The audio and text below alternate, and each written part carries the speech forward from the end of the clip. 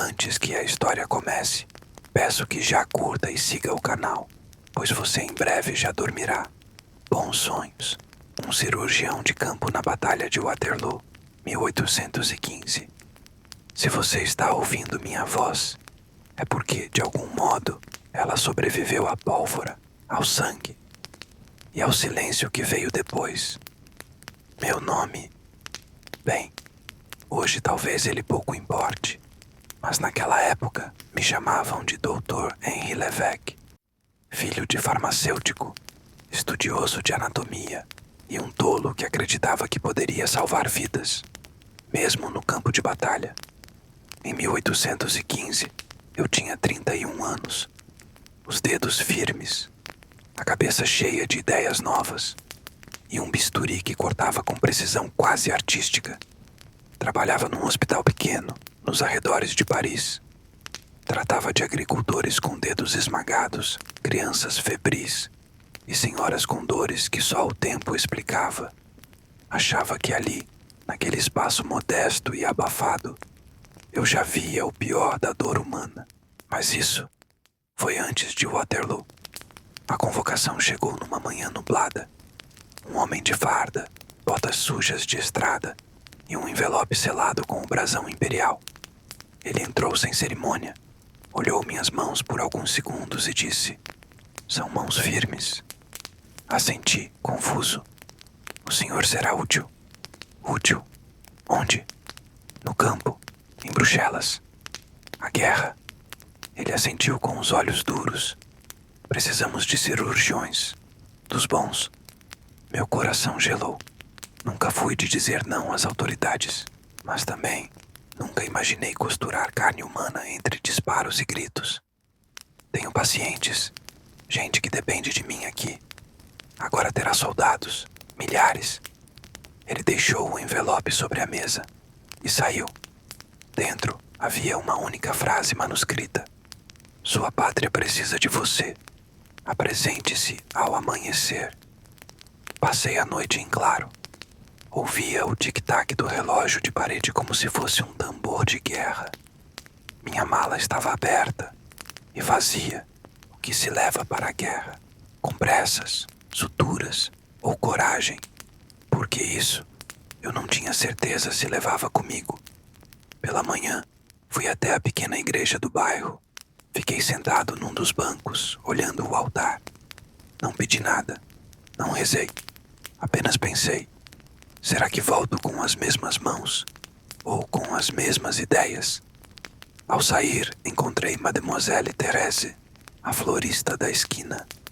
Ela me deu uma pequena rosa enrolada num lenço e disse, para lembrar que, mesmo no barro, a beleza resiste.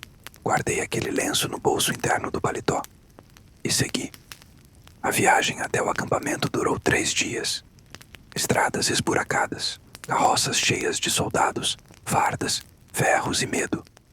Ninguém falava muito, exceto um rapaz chamado Luke. Tinha os dentes tortos e um sorriso fácil. "Nunca viu um homem sem perna?" Ele me perguntou, rindo. "Ainda não. Vai ver uns quantos. Eu perdi 2 primos na Espanha. Sabe como é?" "Como?" Ele apontou para uma serra que carregava presa ao cinto. "Assim," e soltou uma gargalhada que me arrepiou. Chegamos ao acampamento ao entardecer. Um campo vasto, tomado por barracas, fogueiras e cheiro de suor. O comandante nos recebeu com uma fala rápida. "Quem tem bisturi vai operar. Quem tem mãos vai costurar. Quem tem estômago, que fique." Fui conduzido à tenda médica. Lá dentro, vi pela primeira vez o cenário que me acompanharia pelos próximos meses. Mesas de madeira sujas, bacias com água escura, instrumentos enferrujados pendurados em ganchos e um balde. Sempre um balde no canto, para o que sobrava. Conheci o Dr. Rousseau. Cabelos brancos, mãos manchadas e olhos que já haviam visto demais. "Primeiro dia," assenti. Ele me entregou um avental de lona grossa. "Vai se sujar, e rápido." Naquela noite não dormi. Ouvia gritos das outras tendas, homens chorando, alguns delirando, chamando pelas mães, e um cheiro. Meu Deus, o cheiro. Sangue, pus, carne queimada, misturado com o fedor da pólvora. Não existe perfume que masque o inferno. De manhã, o primeiro paciente chegou. Um jovem com um ombro dilacerado. Corte, agora, sem esperar, sem anestesia. O sorriso seco. Se for esperar morfina, ele morre antes. Segurei o bisturi com mãos trêmulas, mas quando encostei na pele, meus dedos sabiam o que fazer. Cortei, limpei, suturei, e ele sobreviveu. A sensação foi estranha. Não era orgulho, era alívio. Como se eu tivesse conseguido por um instante puxar alguém de volta da beira do abismo. Naquele dia, vi 4 amputações, 2 mortes. Um soldado de 15 anos que me pediu desculpas por gritar demais. E um homem de barba espessa que, depois de perder a perna, me disse: Doutor, ainda posso dançar? Ao final, lavei as mãos numa bacia de água morna que ficou vermelha em segundos. Sentei no chão e chorei, baixinho, sem barulho, como quem derrama dentro da terra o que não cabe mais no peito. Nos dias seguintes, o ritmo não diminuiu. Corpos chegavam em carroças, alguns gemendo, outros apenas olhos abertos, sem vida. Cada operação era uma escolha: salvar o que dá, ou cortar antes que apodreça. Não havia tempo para dúvidas, nem espaço para erro. Comecei a escrever num pequeno caderno, não por ciência, mas por sanidade. Anotava nomes, idades, pedaços de conversas. Julien, 19 anos, perna esquerda, disse que queria ser padeiro. Maurice, 42, queimadura no tórax, pediu para eu escrever para a esposa, e assim, construía um diário de vidas que talvez ninguém lembrasse, mas eu lembraria. Uma noite, abri meu casaco e senti o lenço com a rosa murcha que Therese me dera. Ainda tinha um leve perfume, e aquilo me fez respirar fundo, mesmo entre os gritos, mesmo entre as facas cegas e os panos manchados. Ali, no meio do caos, comecei a entender. Ser cirurgião de campo não é só remendar carne, é, de algum modo, segurar a alma pela mão e dizer a ela, ainda não. E enquanto o som dos canhões ecoava à distância, eu sabia. O pior ainda estava por vir, e meu bisturi teria que ser mais rápido do que o próprio destino. Não lembro ao certo qual foi o primeiro, mas sei que foi cedo, muito cedo. Foi um daqueles dias em que o barro da chuva ainda estava mole, as carroças chegavam cheias, e o cheiro de pólvora era espesso como névoa. A guerra não parava, mas os corpos, sim. O comandante chegou com a expressão dura. Precisamos de 3 leitos vagos. Tem mais feridos chegando, e não temos espaço. Olhei em volta. Na tenda, 6 homens estavam deitados, 3 em estado crítico, 3 com chances. O que faço? Você é o cirurgião. E ele saiu, simples assim. Fiquei ali parado, com o bisturi nas mãos, olhando aqueles rostos. Um era Jacques. Tinha 20 anos, ferimento no tórax, infeccionado, olhos amarelados, respiração fraca. Do outro lado, Antoine, perna destroçada. Ficaria aleijado para sempre, mas ainda estava lúcido. Me chamava de Doutor Rápido, por causa dos pontos precisos. E mais à frente, Michel, braço esmagado, febre alta. Delirava, chamando pelo pai falecido. 3 histórias, 3 destinos. E eu, uma caneta invisível decidindo quem teria ponto final. Sentei por um momento, fechei os olhos e escutei. Não as vozes deles, mas as minhas. Minhas dúvidas, meus limites. Como se escolhe quem vai viver e quem vai apenas ser limpo e deixado. Não era ciência, era peso. E eu carregava nas mãos. Voltei a levantar. Fui até Jacques. Segurei sua mão. Ele me olhou, sem força. Vai me salvar, doutor. Minha garganta travou. Vou tentar. Mas eu sabia que não havia mais o que fazer.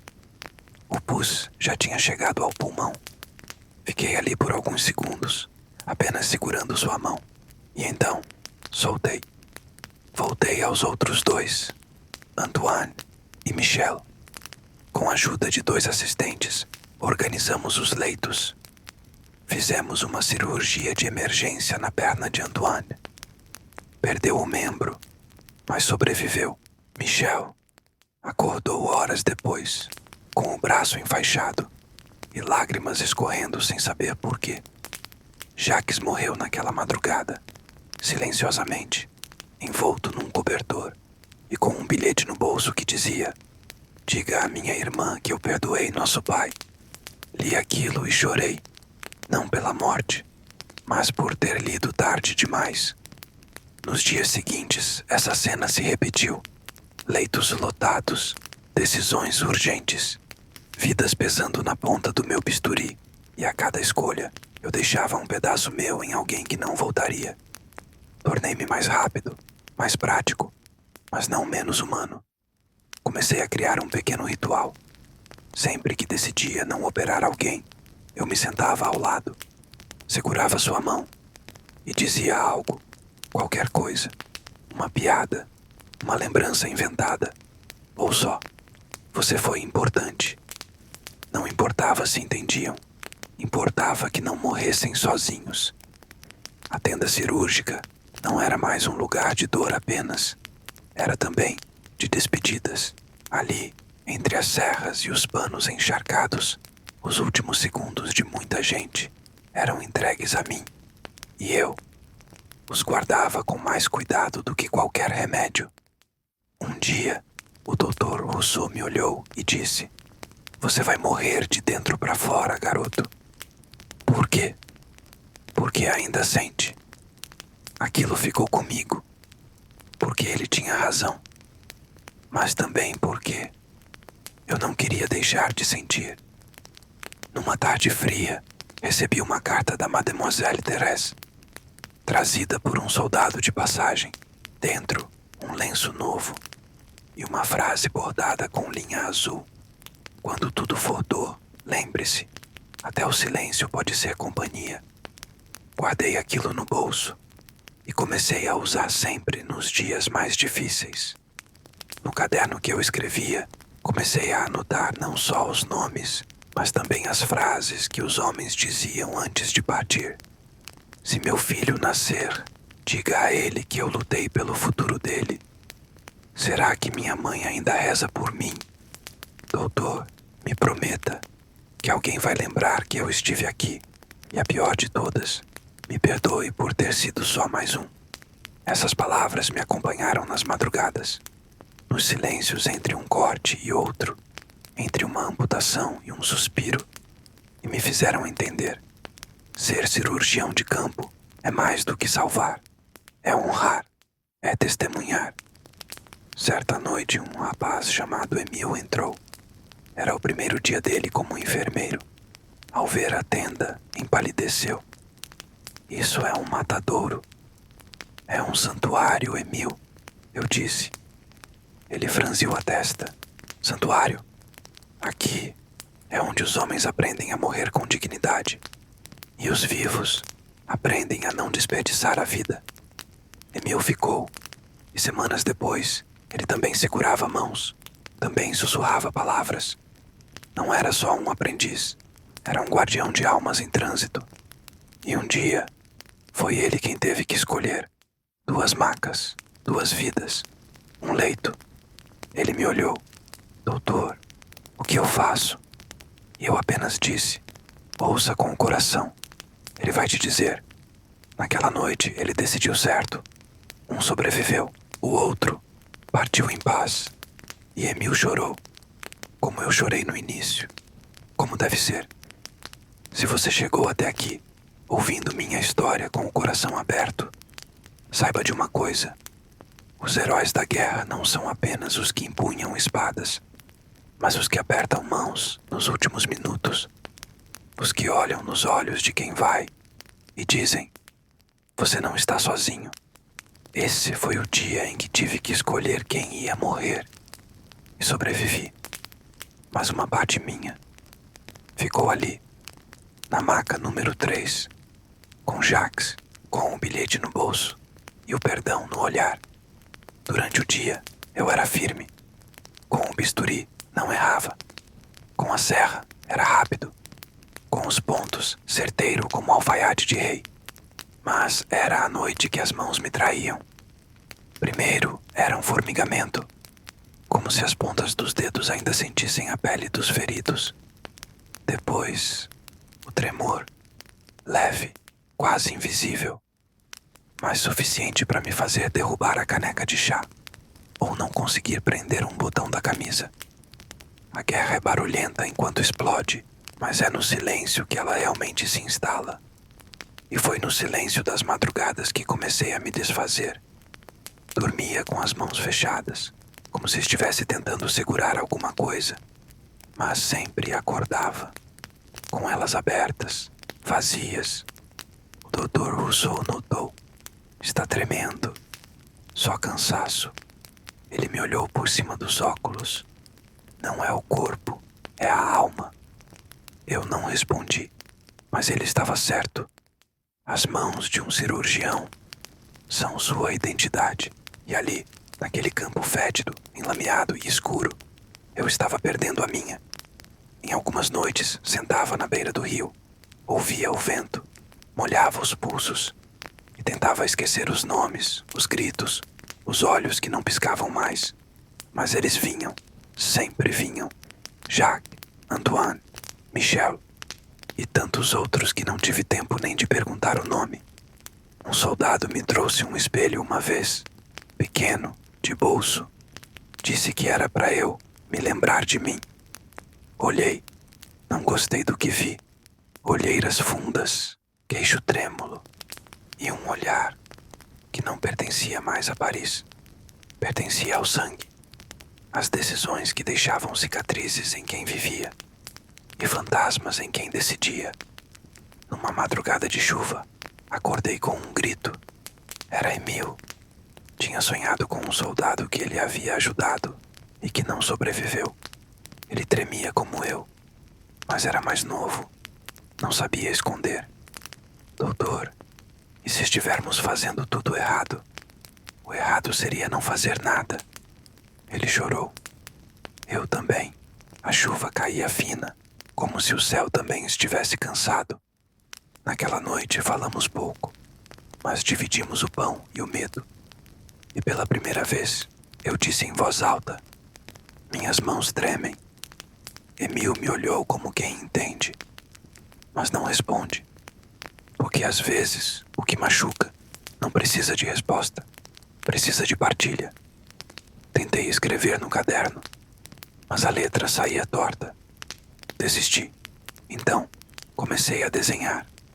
Rabiscos de bisturis, de mãos, de macas. Às vezes, desenhava flores, como as que Thérèse vendia na esquina da rua onde cresci. No fundo, eu só queria lembrar que ainda havia algo bonito no mundo. Um dia, um dos soldados me entregou uma carta. Doutor, encontrei isso com um camarada que partiu. Era para a mãe dele. Mas o envelope ficou vazio. O senhor pode escrever por ele. Olhei a folha em branco. Minhas mãos tremiam, mas respirei fundo e escrevi. Seu filho foi um homem valente. Partiu com o nome da senhora nos lábios e mesmo na dor, pensava na senhora com amor. Assinei com um nome que não era o meu. Assinei como ele teria feito. Depois disso, começaram a me pedir mais cartas. Soldados sem palavras, mas com olhos suplicantes. Escreve por mim, doutor. Escreve pro meu irmão, pro meu filho. E eu escrevia. Minhas mãos tremiam, mas cada palavra que saía firmava um pouco mais quem eu era. Foi assim que descobri. A cura nem sempre está na faca. Às vezes, está na pena. Rousseau me deu um frasco de conhaque. Disse que ajudaria a dormir. Eu não queria dormir. Não queria sonhar. Mas bebi. E naquela noite sonhei com algo que nunca vivi. Estava num campo de flores. Não havia sangue, nem gritos, apenas silêncio. E Thérèse, ela sorria e me dizia: suas mãos ainda sabem tocar o que é leve. Acordei com lágrimas, mas sem tremores. Foi passageiro. Na noite seguinte, o tremor voltou. Mas agora, eu já sabia. Não era fraqueza, era lembrança. As mãos tremiam porque estavam vivas, porque seguraram outras que não estavam mais. E isso era parte do fardo e da honra. Comecei a usar luvas mais grossas. Não escondiam o tremor, mas me davam a ilusão de firmeza. Funcionava por algumas horas. Depois vinham as madrugadas e o vazio. Emil me deu um pedaço de pano e disse: esfregue isso antes de dormir. É lavanda. Ajuda a acalmar. Comecei a fazer isso toda noite. O cheiro da lavanda me levava de volta para Paris, para o consultório, para minha cama simples, para o tempo em que as mãos só tremiam de frio. Certa vez, um velho soldado me chamou até sua maca. Estava morrendo, mas me olhou com firmeza e disse: doutor, não se culpe. A gente só treme quando ainda sente. E eu entendi.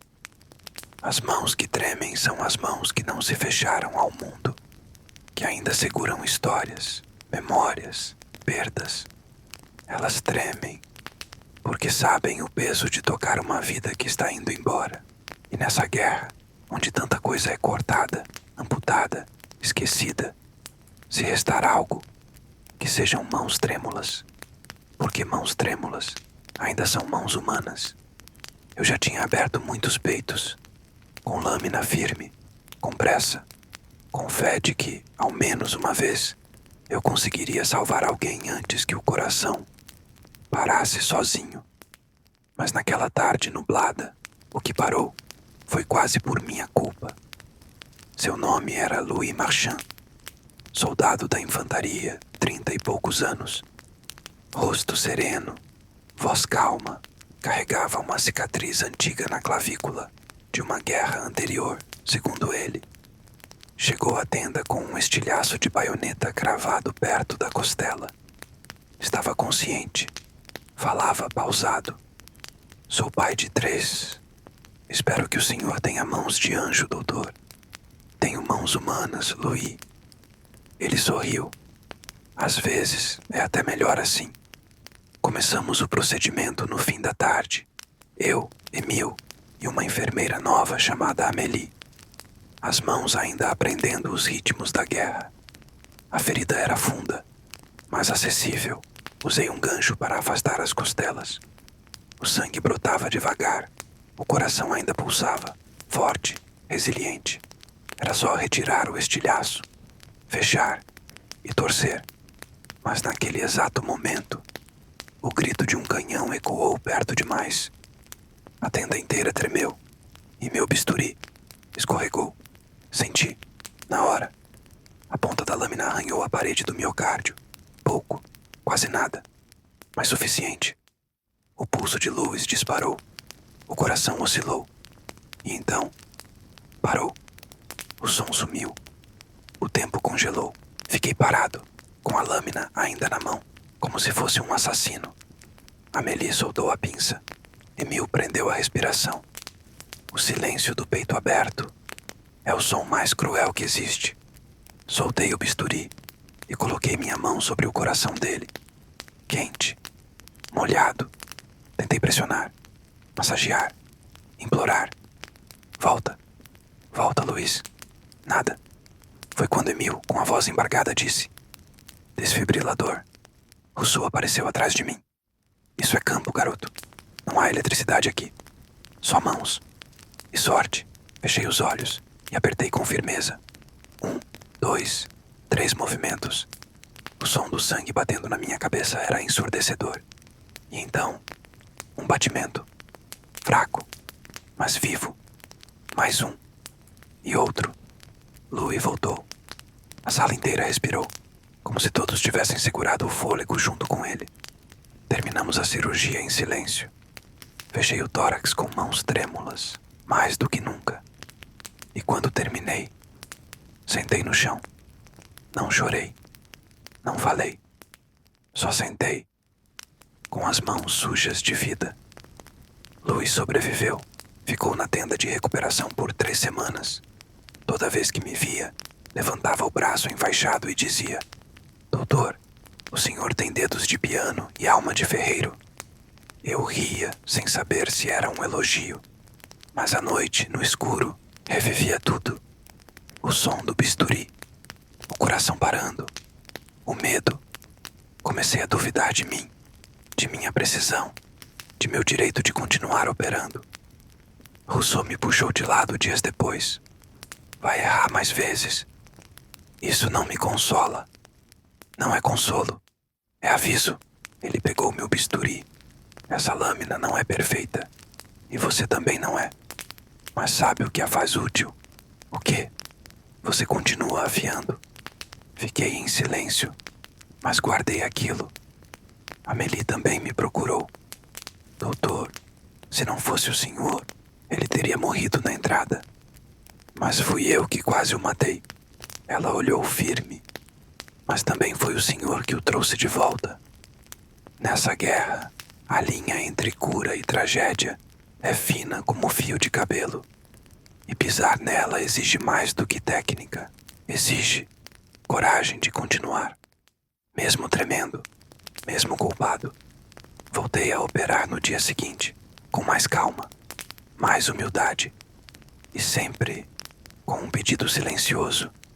Que eu erre menos, mas que se errar, ainda possa salvar.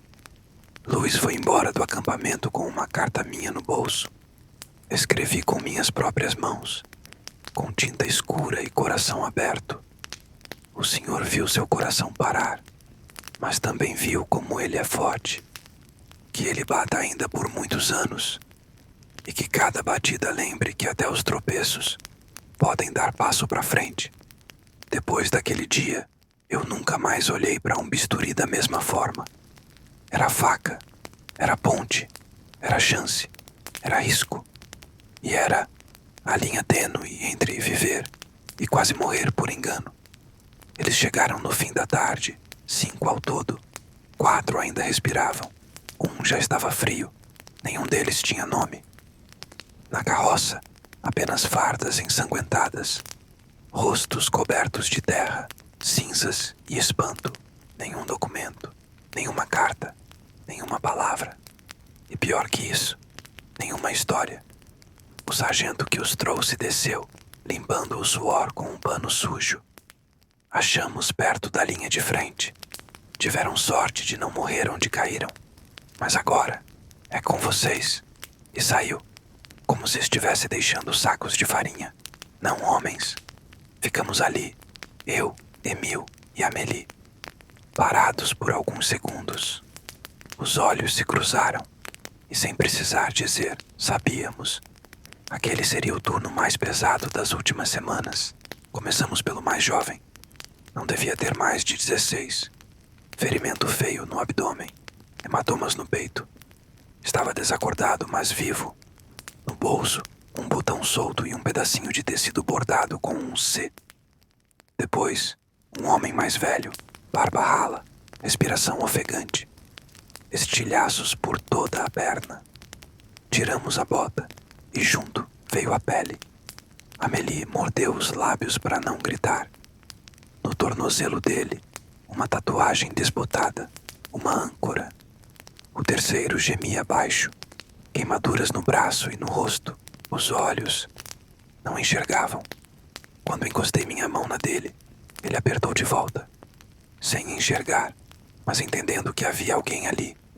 E disse apenas: me chame de alguma coisa, qualquer coisa. Chamei de Jean, e assim ficou. O quarto estava inconsciente, com o crânio parcialmente aberto. Rousseau olhou e disse: esse não volta. Mas ainda respirava, e enquanto respirava, era alguém. Limpei seu rosto com um pano úmido. Debaixo da lama, uma cicatriz no queixo e dentes gastos, como quem mastigava pedra. Apontei e disse: esse devia ser pedreiro. Rousseau deu de ombros, ou só um homem de má sorte. O quinto estava morto, mas antes de o levarmos, abri seu paletó. No interior, costurado de maneira rústica, um pedaço de papel com um desenho infantil. Um sol, uma casa, 3 bonecos de mãos dadas. No verso, escrito com letra de criança: papai, volta logo. Fechei os olhos e senti minha garganta arder. Não sabíamos seu nome, mas sabíamos que alguém o esperava. Durante as horas seguintes, operamos os que ainda tinham chance. Suturas rápidas, com pressas improvisadas, palavras inventadas. Você é Charles, tá bem? E você, Lucas. Esse aqui vai ser André.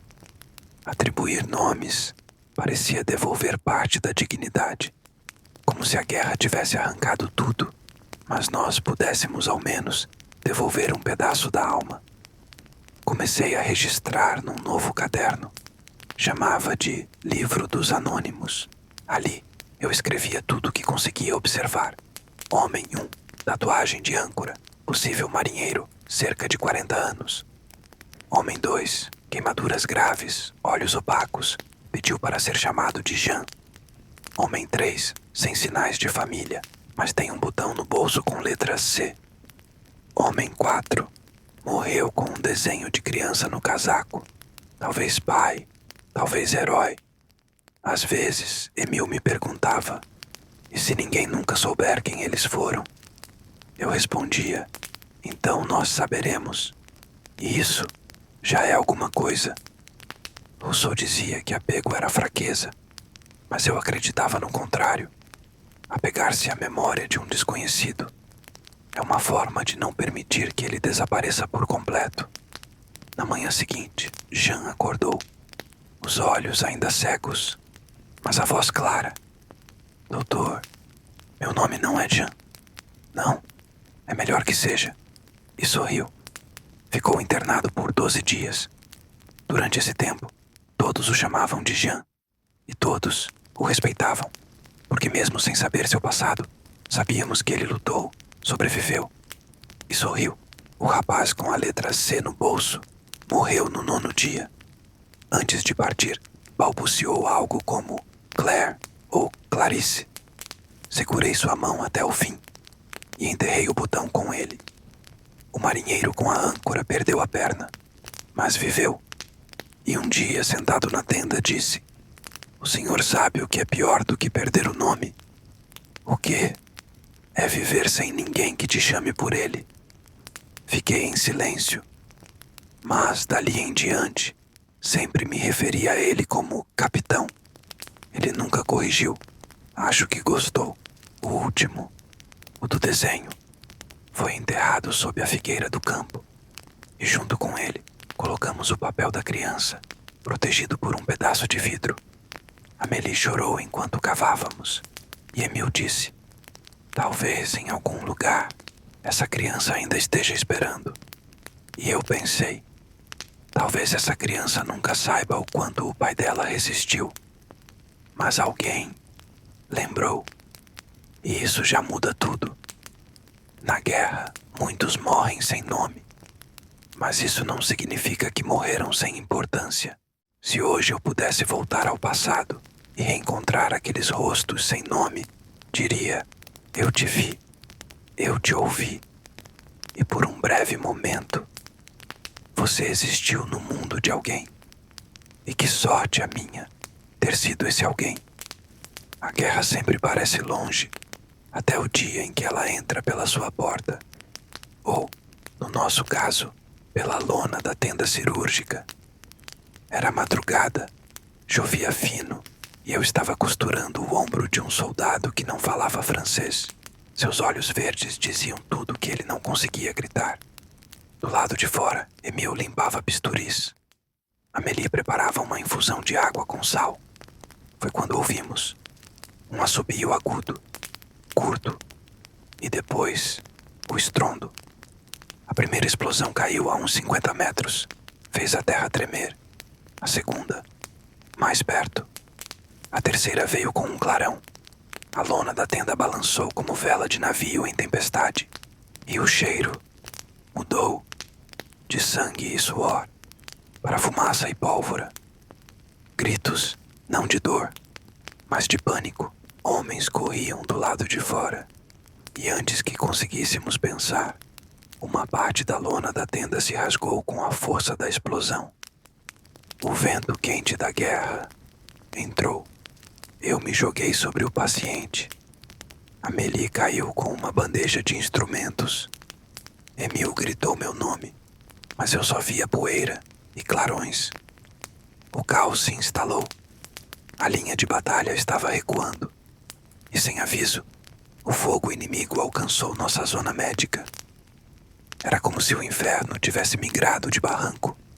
E agora, morasse ali. Rousseau apareceu com a roupa coberta de terra. Tirem todos os pacientes agora. Levem para as barracas do norte. Rápido. Ajudamos a colocar os feridos nas macas. Alguns ainda desacordados. Outros gritavam, pedindo para não os abandonarmos. Eu ouvi um homem sussurrar: "Doutor, não me deixe morrer aqui." E aquilo ficou martelando. Amarramos os feridos como podíamos e saímos carregando um a um. Fizemos 4 viagens sob o som de tiros. Na quinta, um clarão nos engoliu. O chão subiu, ou talvez tenha sido eu quem voou. Quando abri os olhos, estava no barro, com um zunido no ouvido e a perna formigando. Tentei me levantar, consegui. Mas ao olhar para o lado, vi Emil caído. Corri até ele. Emil. Emil. Sangue escorria da têmpora. Mas ele respirava. Graças a Deus. Ele respirava. Coloquei-o nos ombros e caminhei como pude até a última tenda intacta. Ali, encontramos outros. Amélie com o braço machucado, mas consciente. 2 soldados protegendo a entrada. E dentro, uma nova enfermaria improvisada. A guerra havia invadido tudo. Passamos a noite ali, sem bisturis, sem água suficiente, sem luz. Cuidamos dos feridos com pedaços de pano, fogo de vela e as próprias mãos. Não era medicina, era sobrevivência. Quando amanheceu, a linha de frente havia se estabilizado, mas as marcas ficaram. A antiga tenda cirúrgica era só cinza. Encontraram pedaços de madeira e instrumentos retorcidos. E um caderno chamuscado. Era o livro dos anônimos, salvo por milagre ou por teimosia. Passei os dedos sobre as páginas queimadas, algumas ainda legíveis, outras consumidas. Mas dentro de mim, eu lembrava dos rostos, dos nomes dados, dos olhos apagando, e decidi reescrevê-los, um por um. Naquela manhã, sentei do lado de fora da nova tenda, com o sol fraco aquecendo o rosto, e escrevi: "Hoje, a guerra ultrapassou os limites. Entrou onde não devia, mas não levou o mais importante, nossa vontade de continuar cuidando. Rousseau passou por mim, ainda escrevendo, sempre. Por quê? Porque alguém precisa lembrar." Ele assentiu. "E alguém precisa reconstruir." Amélie costurava uma nova lona. Emil dormia com o curativo na cabeça. E eu afiava meu bisturi, sabendo que o próximo paciente não ia esperar. Mas algo tinha mudado em mim. Depois daquela noite, entendi que a guerra não respeita nada. Nem Deus, nem bandeiras, nem médicos. Ela só avança, e cabe a nós resistir dentro da tenda. Com coragem, com cuidado, com mãos trêmulas, se for preciso, mas com alma firme. Na parede da nova enfermaria, escrevi com carvão: "Aqui ainda se luta." mas não com armas, com compaixão.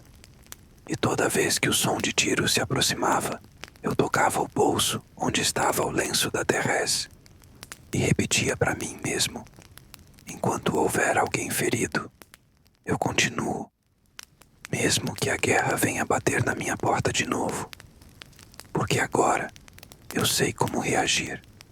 Ele chegou carregado por 2 homens, o rosto coberto de poeira, as roupas em farrapos, e os olhos, quando abriram por um segundo, pareciam dizer apenas uma coisa: não me enterre ainda. O nome dele era Lucien, ou pelo menos foi o que sussurraram antes de deixá-lo na maca. Depois disso, ninguém soube mais nada. Ferimentos por todo o corpo, fraturas nas costelas, hemorragia interna, o braço pendurado por um tendão e uma perfuração no abdômen tão profunda que dava para ver a pulsação da vida querendo escapar. Eu olhei para o Rousseau e disse: esse não passa da noite. E ele respondeu: talvez não, mas olhe, ele ainda respira. Respirava, como se puxasse cada fôlego direto da alma. Preparei tudo para a cirurgia. Amélie limpava as feridas. Emile aquecia as lâminas. Mas eu já sabia. Aquilo não era só corpo, era resistência. Durante todo o tempo, mesmo desacordado, Lucien se movia. Tremores, estalos nos dedos, respiração irregular, mas presente. Era como se algo dentro dele recusasse a morte. No meio do procedimento, quando comecei a fechar o abdômen, ele acordou. Sim, acordou com a barriga aberta. Olhou direto para mim, sem gritar, sem desespero, e disse com os lábios rachados: ainda não, apenas isso. Depois apagou de novo. Rousseau me olhou assustado. Nunca vi isso antes. Eu também não. Mas continuei costurando, como se a força dele tivesse me atravessado. A cirurgia durou quase 4 horas. Tive que amputar o braço, reconectar veias com linha improvisada e usar o pouco de morfina que ainda restava. Mas terminamos e o deixamos sob vigilância. Naquela noite, choveu, e no som da chuva eu escutei algo diferente. Não era só o barulho da água, era o som de alguém lutando para continuar existindo. Lucien delirava. Falava com alguém chamado Elise. Elise, não deixa. Elise, me espera. No dia seguinte, o corpo dele estava febril, mas o pulso firme. Amélie passou a dar banho com panos mornos. Emile lia trechos de livros ao lado da maca. E eu escrevia. Escrevia tudo o que via. Tudo que Lucien dizia entre sonhos. Tudo que ele mostrava, sem saber. Certa tarde, ele acordou. Onde estou? Num pedaço de mundo que ainda resiste. Ele sorriu, fraco. Isso parece Paris.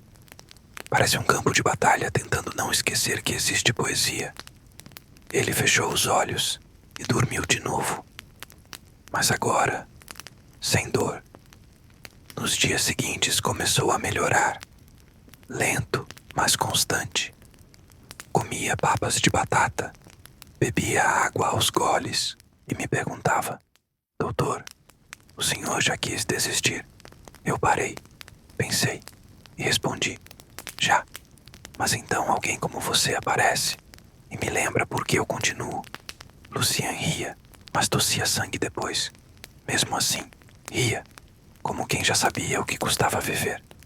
Um dia, ele me pediu um favor.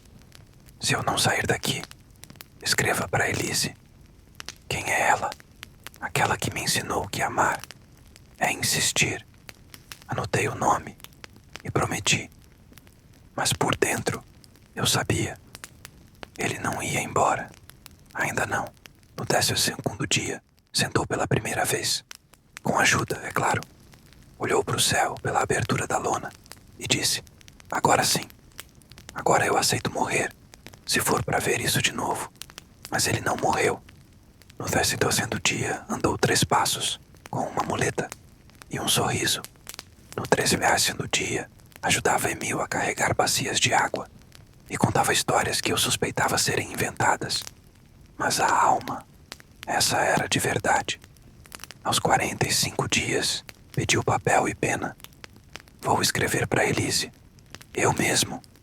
E escreveu, com a mão esquerda, com caligrafia de criança, mas com o coração de um gigante.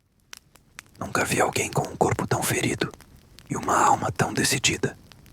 Foi quando percebi. Nem sempre é o corpo que salva a alma. Às vezes, é o contrário. Lucien foi embora 2 meses depois, com uma sacola simples, uma carta no bolso e uma promessa nos olhos.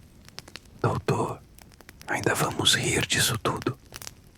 Não sei se riu, não sei se chegou a ver Elise, mas até hoje, quando vejo alguém sem forças, lembro do corpo de Lucien, fraco, despedaçado, quase morto, e da alma dele, que gritou, ainda não.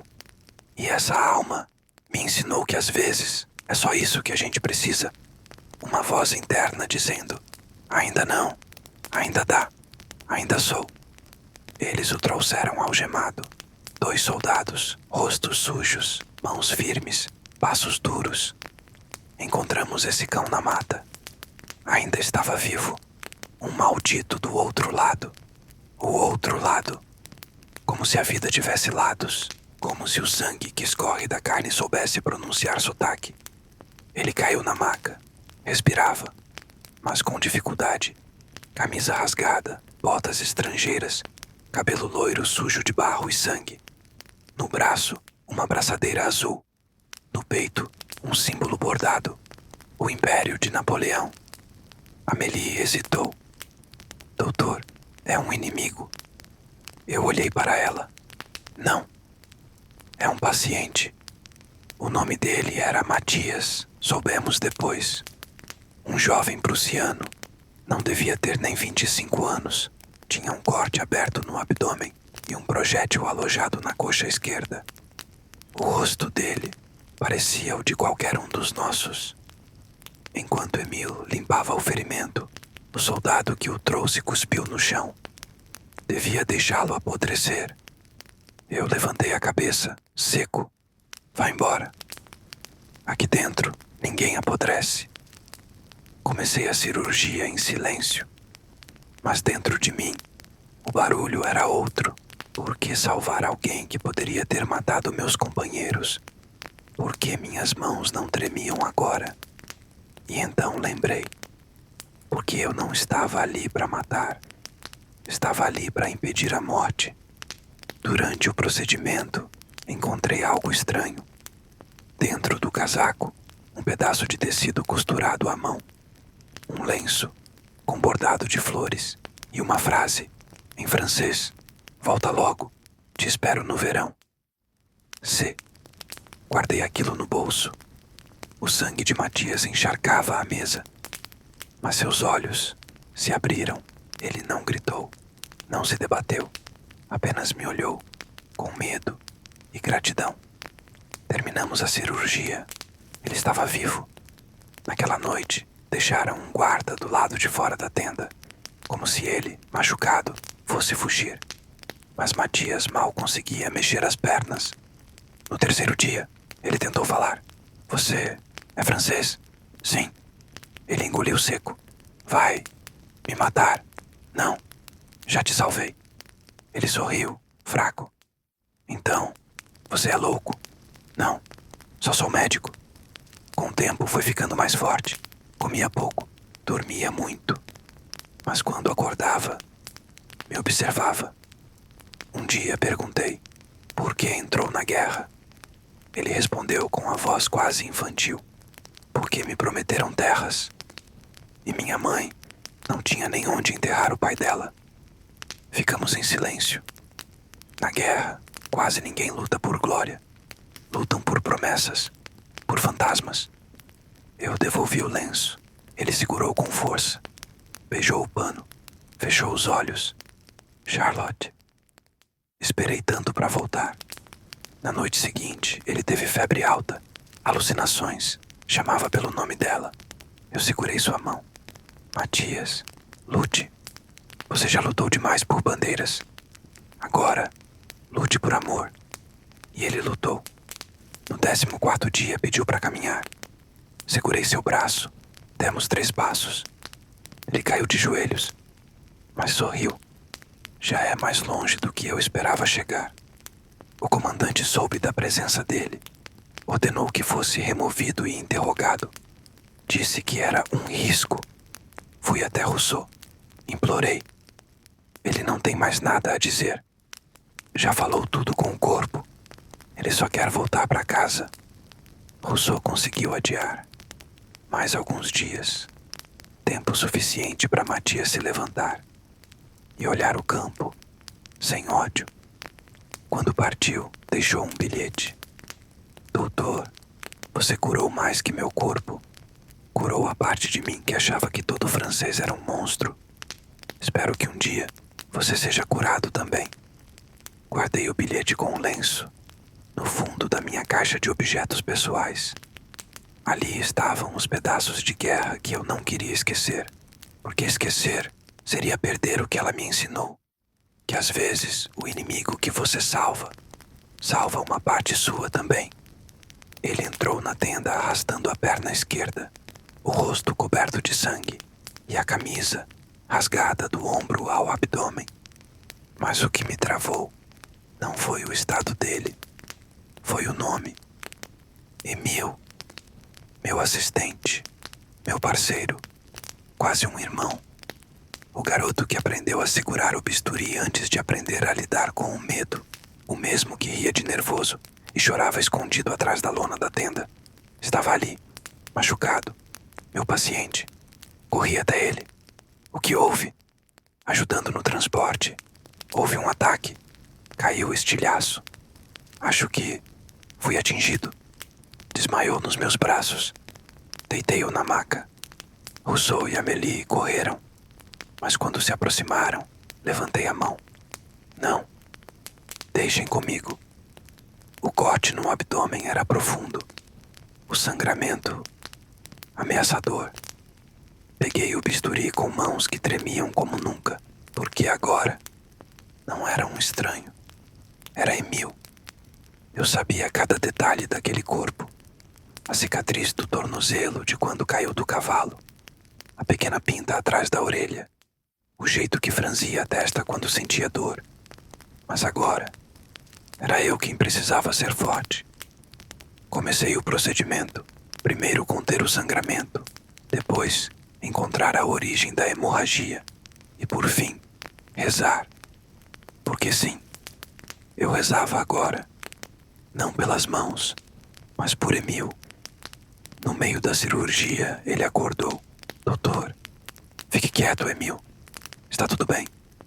Você vai conseguir. Eu preciso conseguir. Ele sorriu, fraco. Já vi o senhor fazer milagres. Mas ali, não era milagre que eu queria. Era certeza.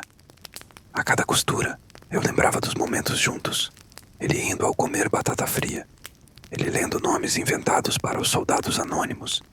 Ele dizendo que, depois da guerra, abriríamos uma clínica no campo. Longe da pólvora, doutor. Com cheiro de flor. Fechei a ferida. O sangramento parou. O pulso, lento, mas estável.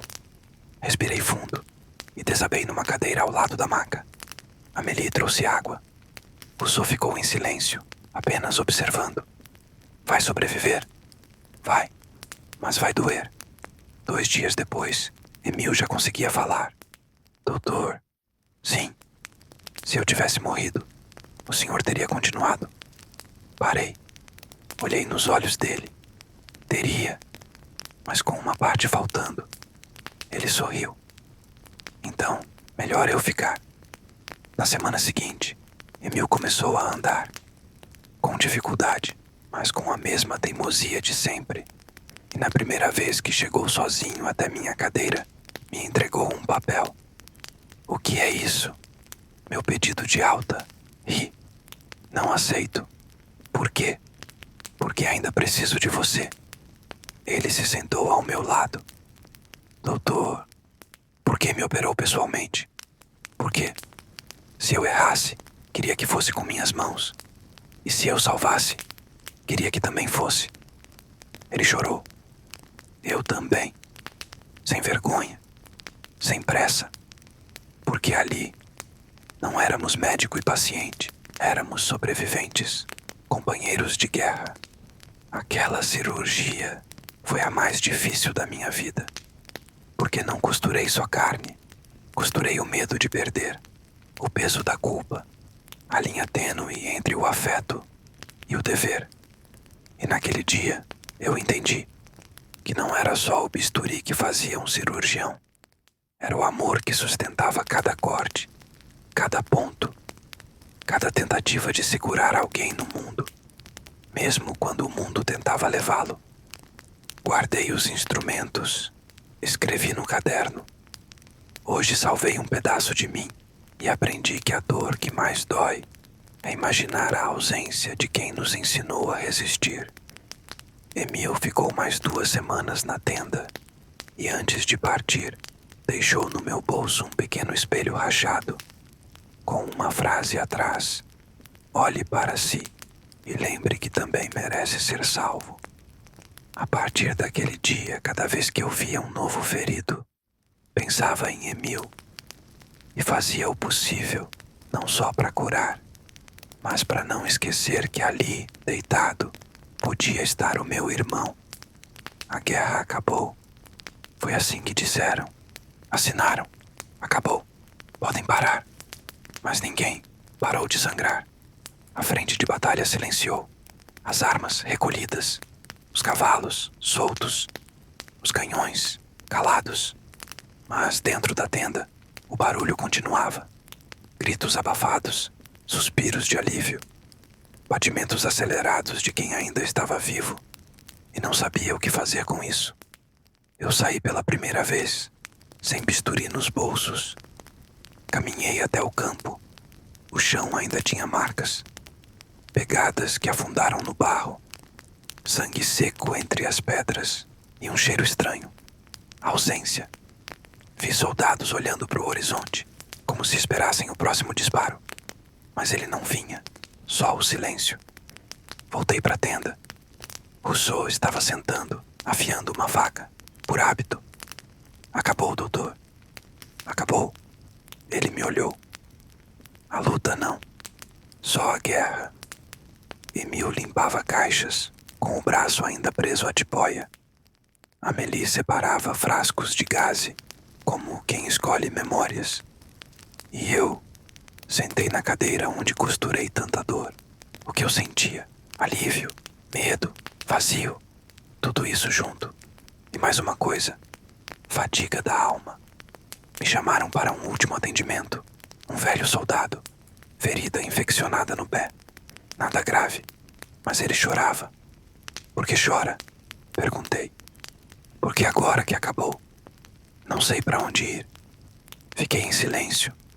E entendi. Muitos sabiam como lutar.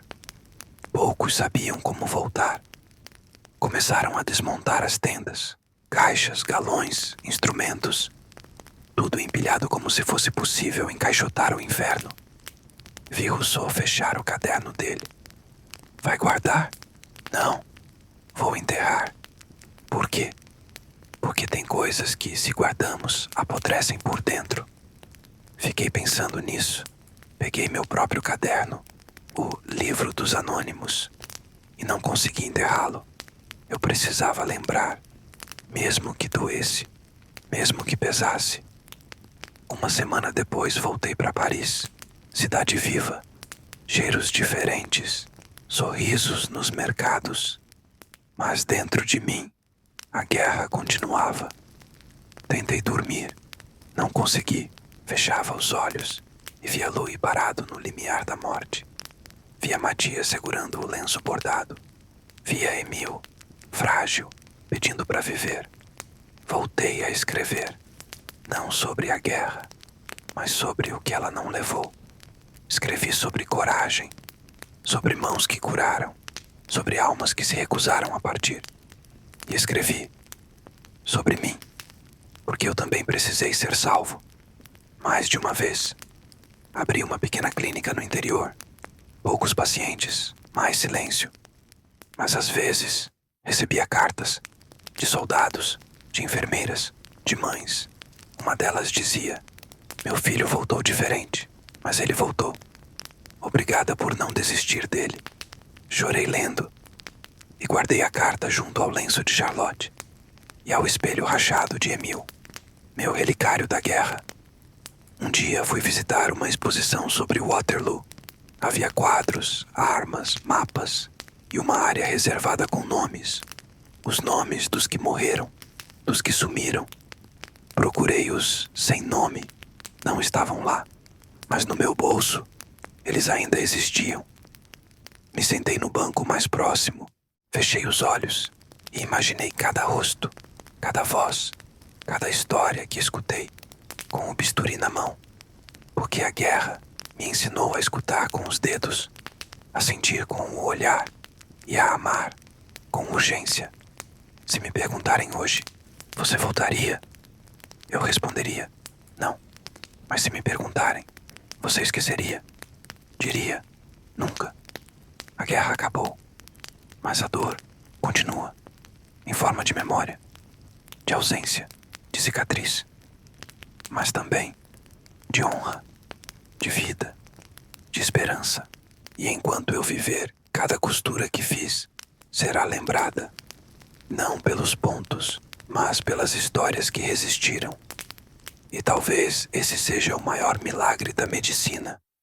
Não é impedir a morte, é costurar a vida com tanta delicadeza que ela queira continuar.